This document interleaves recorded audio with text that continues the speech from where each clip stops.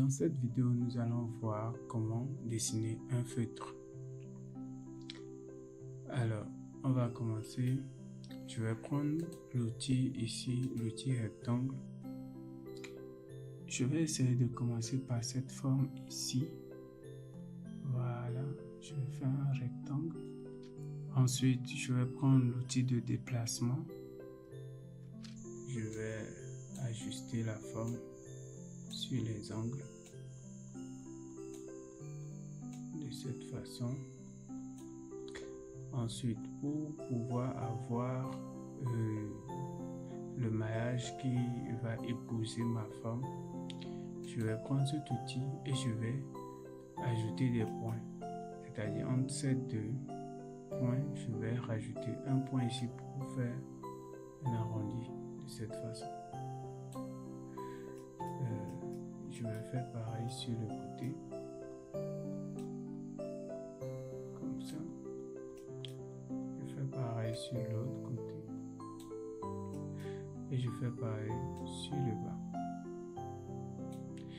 Ici, vous allez remarquer que j'ai ma courbe qui ne suit pas bien le mouvement. Je prends l'outil courbure pour mieux définir. Vous pouvez l'orienter si vous voulez.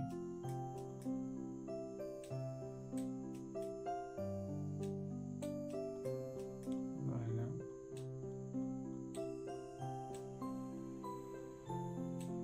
C'est bon.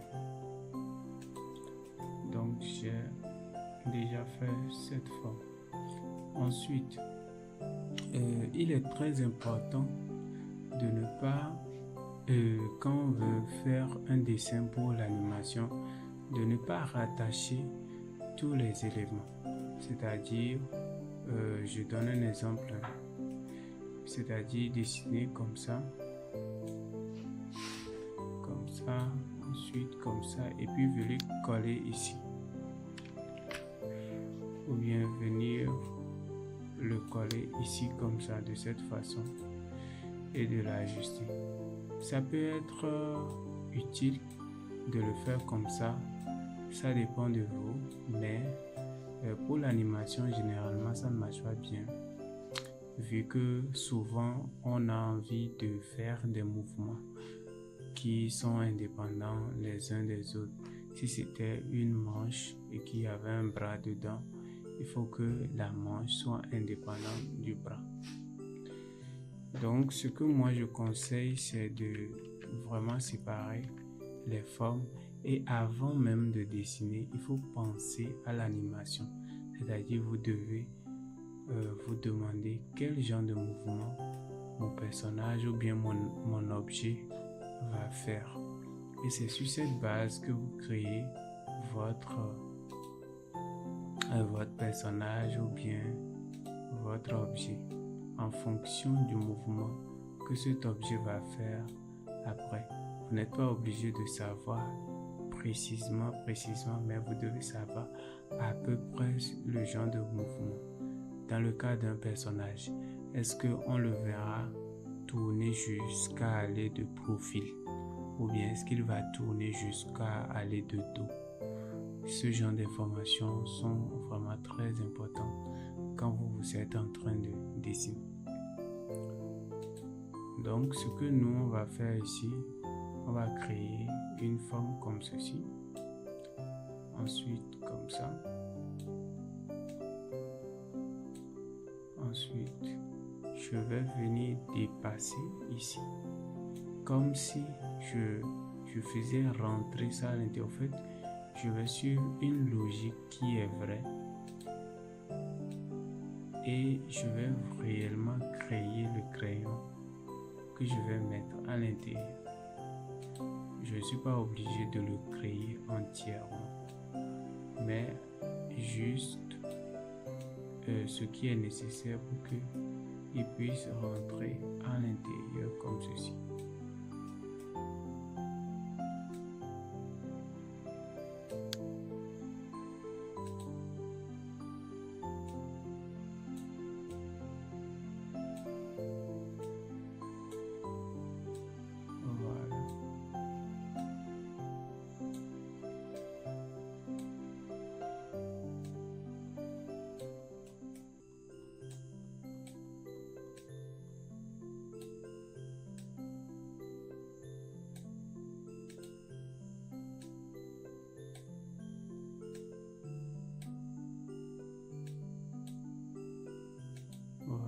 chaque fois vous cherchez l'outil qui vous semble approprié pour pouvoir ajuster votre objet.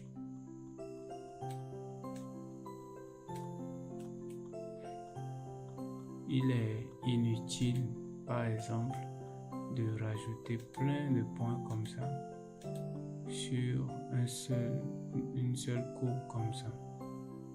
Ça ne sert à rien. En plus, ça dérange des fois à l'animation. Et des fois, c'est important de rajouter des points, mais il faut être sûr que ce point va vous servir plus tard ou non.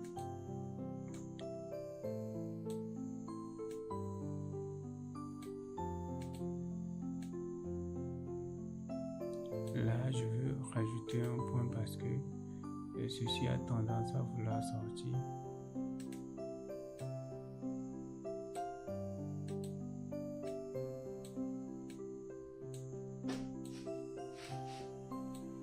Et voilà. Donc là, on va faire le bout ici. Alors, vous l'avez déjà deviné. On va prendre ceci pour pouvoir le créer comme ceci. Comme ça. Comme ça. Et comme ça.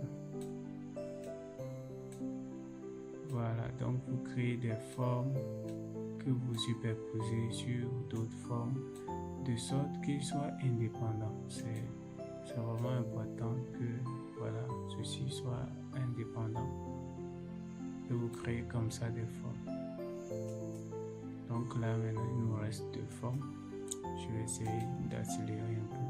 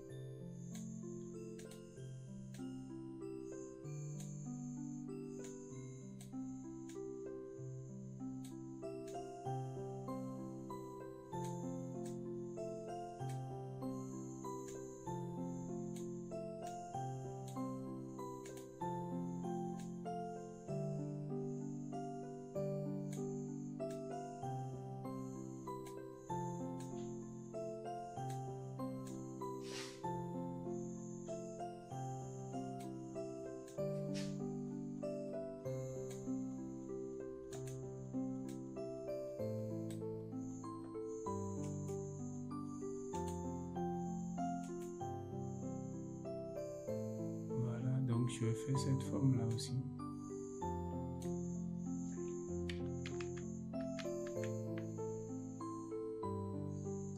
Je vais plutôt partir sur un normal.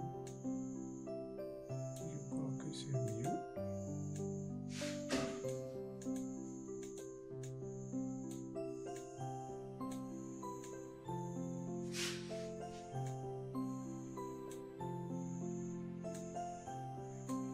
Voilà.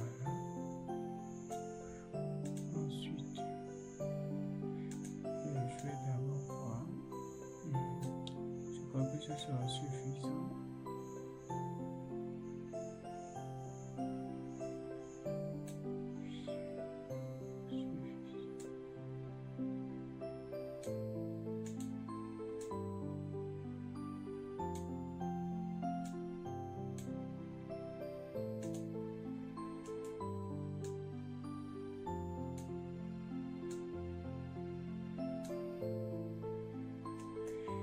Et voilà, nous avons fini notre dessin.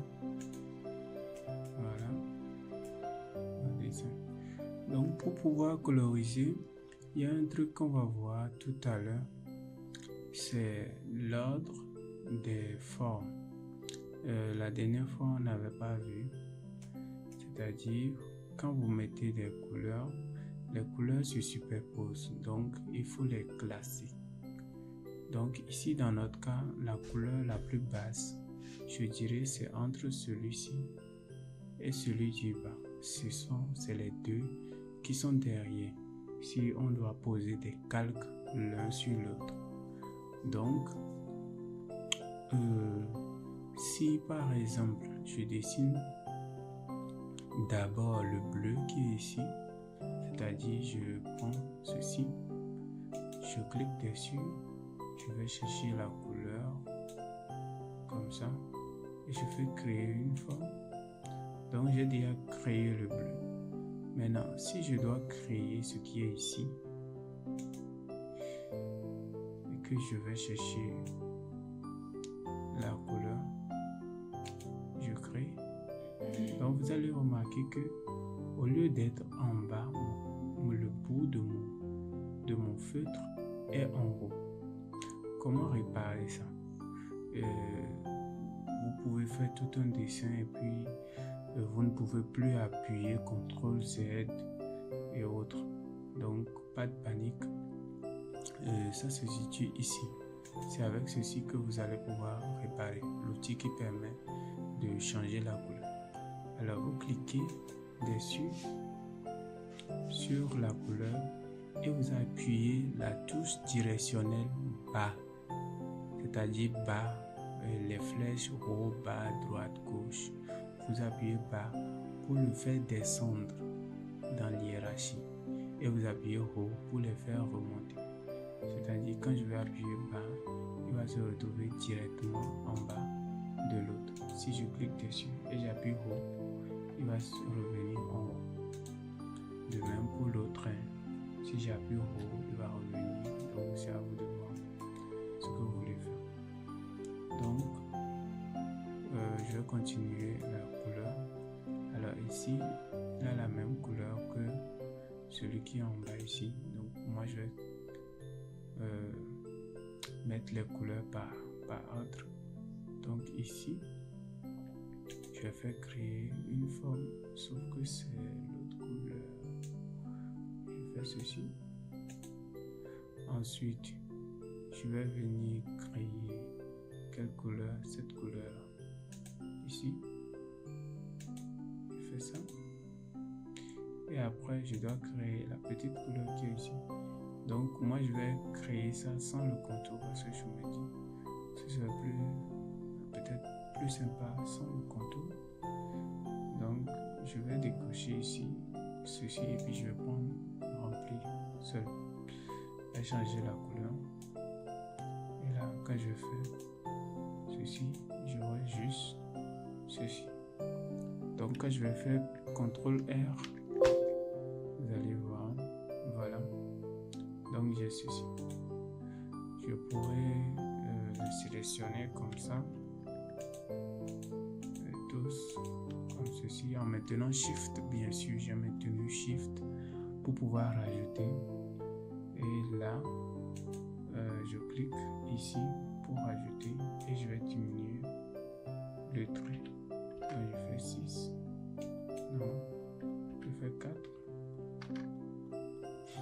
Ça me va. Donc, quand je fais CTRL R, j'ai quelque chose de plus fin. Voilà. Merci beaucoup. À la prochaine vidéo.